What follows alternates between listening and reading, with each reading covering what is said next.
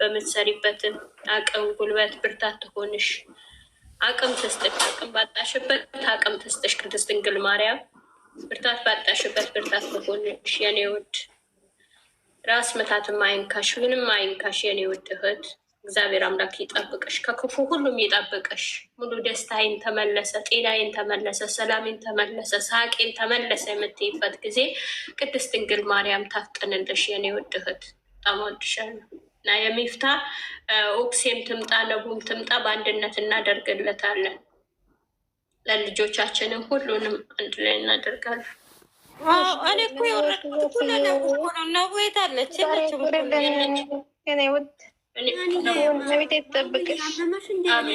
እናደርግልሻለን። በውስጥም ጸሎት የጠዋት ስላለን በዛው ላይ ርስት አድርገን እናደርግልሻለን። የልጆቻችን እሺ ወይ አመመሽ እንዴ? እኔ እናት ምን ሆንሽ? እኔን አይዞሽ የኔ እናት፣ አይዞሽ አይዞሽ፣ እግዚአብሔር ይማርሽ፣ መድኃኒዓለም ይማርሽ የኔ እናት። ነገር ያምጣባችሁ የኔ ውድ እህቶች፣ ይወዳችኋለሁ። ማናችሁም ክፉ ነገር አይንካችሁ። ሁላችንም የሚዬ አንቺንም የኔ ውድ ሁላችሁም በርታቱ፣ ጤናችን ይስጠን። ጤና ነው ጤና ነው ለሰው ልጅ። የሰው ልጅ እኮ በቁመና አለሁ ይላል እንጂ ትንሽ ስንያዝ እናውቀዋለን ምን እንደምንሆን። ትንሽ ራሱ አታስቡ። ጌታ ረጅም ነገር ረጅም ነገር ማሰብ አያስፈልግም። እግዚአብሔር እንዳውም እስካኖረን ድረስ ዕለታችን የነገያችን ማሰብ ነው እንጂ የዛሬ ዓመት የዛሬ ሁለት አምላክ ባለንበት ግን ሁላችን እንጠብቀን። በሰው ሀገር በሽታ ያለሽ እናታችን እንወድሻለን። ሰብሳቢያችን እናንተ ያፈጣሪ ተጠብቀሽ። የኔ ጠያቂዎች በጣም እንወዳችሁ፣ በጣም ነው ማከብራችሁ። ጥሩ የኔ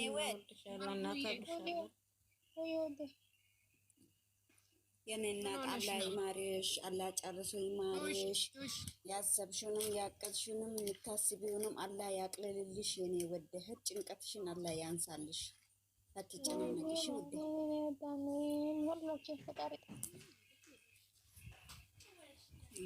መብሩዬ ምግቢ ፈሳሽ ውሰጂ፣ ወላሂ አትጃጃይ። ገባሻ? የሆነ ነገር እንኳን ከባድ እንኳን ነገር ቢመጣ እንኳን አብረሽ ነው ገባሻ? ስለዛ የሰው ልጅ ደግሞ ካልበላ ካልጠጣ ደግሞ ጤናማ መሆን አይችልም። መብላት መጠጣት አለብሽ። በልተሽ ጠጥተሽ እኮ ነው መኖር የምትችይው። አንድ መልዕክት ማስተላለፍ እፈልጋለሁ። የእኔ ልጆች ማለት ነው፣ እኔ ስለሌላው አይመለከትም። የእኔ ልጆች እዚህ ጋር ያለ ነው እኛ በየግላችን ስልካችን መለዋወጥ አለብን። የቤተሰቦቻችን ስልክ እግዚአብሔር እውነቴ ነው የምላችሁ። የሆነ ነገር እንኳን ችግር ቢደርስ የሆነ ነገር ለምሳሌ እግዚአብሔር እኮ አያምጣው ነው እንጂ እኛ ባነው አይደለም። ዛሬም እንደሚያጋጥመን አናውቅም። ተኝተንም እናንነሳ እንችላለን። በዛም ሰዓት የሆነ ነገር ቢፈጠር የሆነ ቤተሰብ ከሰው ይረዳል። ገባሽ? እኔ አሁን ለምሳሌ እዚህ ጋር የሆነ ችግር ቢደርስብኝ የሆነ ነገር ቢሆን ቤተሰቦቼ አለች ብሎ ከሚጠብቁ ጓደኞቼ ደውለህ ታስረ ብሞት እንኳን ሞት ለማንም አይቀርም፣ ግን ቤተሰብ ማወቅ አለበት።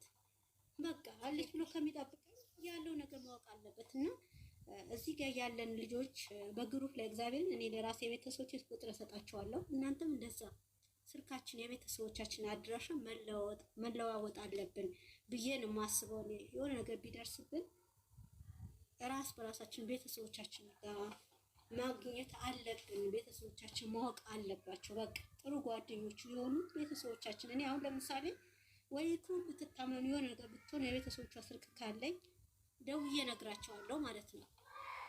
የኔም እንደዛ ወይዘርፌም ማብራት ሁላችሁም እዚህ ጋር ያላችሁ አንዬም ሌላም ብትሆን ቤተሰቦቻችን ስልክ መቀየር መለዋወጥ አለብን። እኔ ቤተሰቦቼ ስልክ በውስጥ አሰጣቸዋለሁ። ቢያንስ የወንድሞቼ ቁጥር አሰጣቸዋለሁ። የሆነ ነገር እንኳን ቢሆን ቤተሰቦቼ ደውላችሁ ትነግራላችሁ ማለት ነው። እኔ አስቤ አይደለም እንደሚመጣብኝ ያላቅም እኮ እኔ ባልኩት አይደለም። እግዚአብሔር እዚህ ጋር እኔ እኖራለሁ እንዳልኩት አይደለም፣ ወይ ሞታለሁ ብዬ አይደለም የምሞተው። ፈጣሪ ያዘዘልኝ ከሆነ ያው ቤት የማይቀር ነገር ነው እና ቤተሰብ አለ ብሎ ግን እርሙ ማውጣት ራሱ ትልቅ ነገር ነው። ከዚህ በፊት ልንገራችሁና ይክሩ የደረሰ ነገር እግዚአብሔር ነው የምላችሁ። አንድ ጓደኛዬ እኔ ማስተወደኝ ነበረች በፊት የምሰራበት ቦታ ማለት ነው። ጎረቤት ነን ቤተሰቦቻችን ነው። የእሷን ቁጥር ሰጥታኛለች፣ የኔን ቁጥር ሰጥቻት እና በነገ ተጣላ። ስንጣላ ምን አደረገች መሰላችሁ? አባቴ ጋር ደውላ ሚሚ በመኪና አደጋ ሞተ።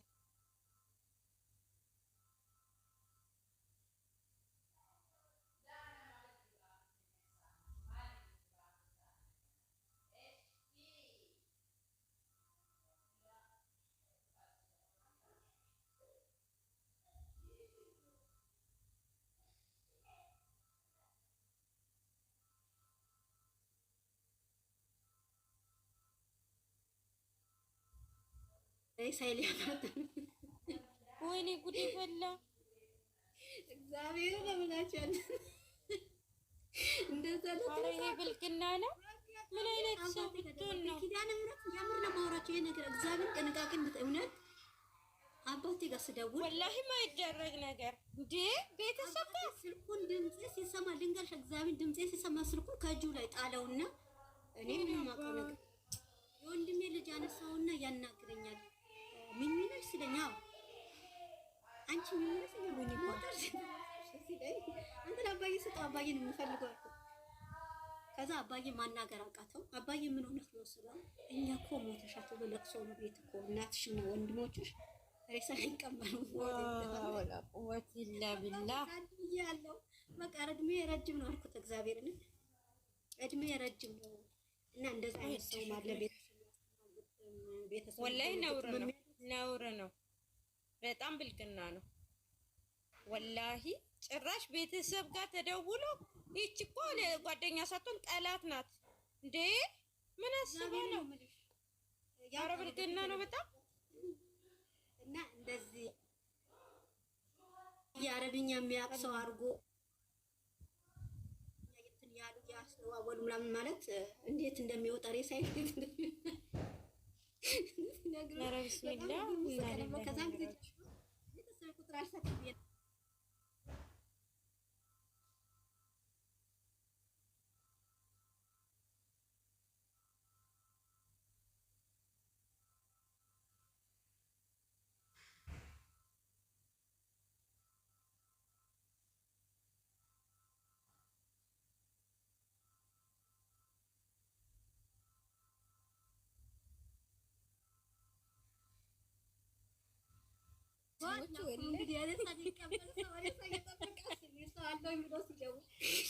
እድሜሽ ረጅም ነው። በጣም ጊዜ አስተውልላ አንቺ ምን አይነት ሴት ናት ግን? አውዙ ቢላ